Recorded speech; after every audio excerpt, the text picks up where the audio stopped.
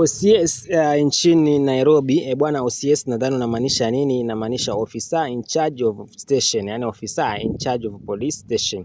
Yani kwenye kituo cha polisi kuna wale polisi wengine, alafu pale kwenye kile kituo kuna mkubwa wao.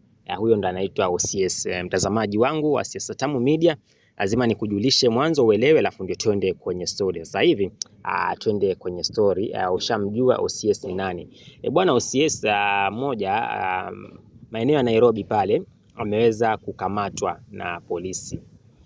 Nadhani hapo kidogo hutanielewa, lakini nataka nikueleze kinagaubaga uweze kunielewa. Yani OCS naye ameweza kukamatwa, yani kama vile mganga ajigangi, sasa leo hii mganga amejiganga, ambapo napata OCS ameweza kukamatwa. Kuna kosa fulani ambalo amelifanya, ndio maana akaweza kukamatwa. Lakini kabla sijakuelezea ni kosa gani hili ambalo ameweza kulifanya, ningependa uweze kusubscribe kwenye channel hii ya Siasa Tamu Media, ambayo inazidi kukuletea ujumbe na habari mbalimbali maeneo mbalimbali. Kwa hiyo napaswa basi uweze kusubscribe, uweze kunisupport, na mimi nakuletea taarifa. Tunazidi kusonga pamoja, tunazidi kwenda pamoja kama hivi. Sasa huyu OCS, mtazamaji, huyu OCS kuna kosa ameweza kulifanya.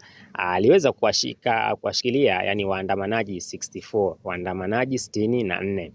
Yani hawa watu waliokuwa wakiandamana kwenye kupinga bei ya mafuta, maandamano ya kupinga bei ya mafuta, huku akisema kuwa mafuta yameweza kupanda sana, wakawa wanaandamana. Sasa mtazamaji, unajua kwenye maandamano huwa kuna wengine wanaandamana vizuri, lakini kuna wengine wanaharibu mali za watu.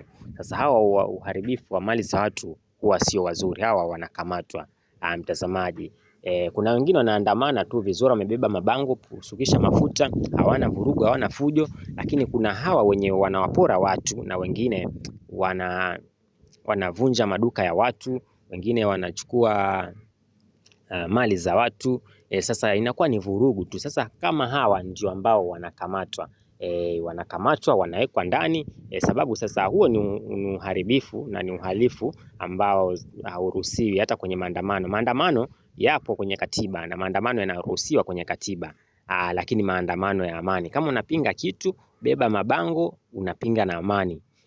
Lakini mambo ya kupasua magari ya watu, kuchoma magari ya watu, kuibia watu, kunyang'anya watu vitu vyao, kuharibu maduka na milango ya watu tofauti tofauti, kuchukua bidhaa za watu, hayo ni maandamano ambayo hayakubaliwi hata kwenye katiba wala kwenye sheria ya Kenya hii hayakubaliwi. Sasa kama hawa ndio ambao polisi wanawakamata. Sasa huyo OCS aliweza kuwakamata waandamanaji 64 kama ambavyo nimekuambia, 64 kwa lugha ya Kiingereza.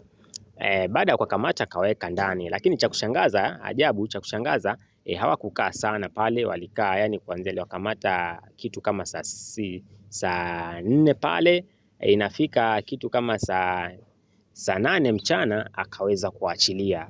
Hili ni jambo ambalo kidogo halikuwa sawa kiupande wa serikali. Ikabidi aweze kuulizwa, kwa nini umewachilia waandamanaji hawa, na walikuwa wanapaswa kukaa ndani sababu ya vitendo fulani ambavyo wao wamevifanya vinaenda kinyume na sheria, na hata pia inaenda kinyume na katiba. Na kawaida ukienda kinyume na sheria ama na katiba, inabidi sheria ya Kenya ama sheria ya nchi yoyote iweze kuchukua mkondo wake. Sasa huyo OCS akaulizwa ni kwa nini umewachilia, yeye hakujibu chochote. Akabidi naye aweze kukamatwa na kuwekwa ndani pale ili aweze kujibu mashtaka kama hayo. Lakini cha kushangaza, ajabu mtazamaji, sijui tutumie methali gani hapo, naambiwa wema uozi ama ndo vipi?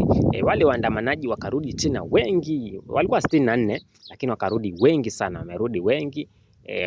Ukawa umati mkubwa wa kumtetea na kusema kwamba mwachilieni huyo OCS bwana, muweze kumwachilia sababu hana makosa yoyote. Sisi ilikuwa tunapinga bei ya mafuta na yeye hana makosa, sisi pia hatuna makosa.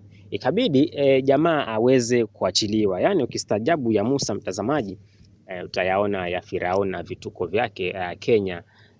Ndio maana naambiwa Kenya ndio home of Africa bwana, vituko kila siku haviishi bwana. Taarifa ni kama hivyo, nazidi kukuletea zinginezo, azidi kusubscribe, nazidi kulike pia, atakuwa unazipata habari zote hapa kwenye channel hii, sio nyingine bali ni kwenye channel ya Siasa Tamu Media.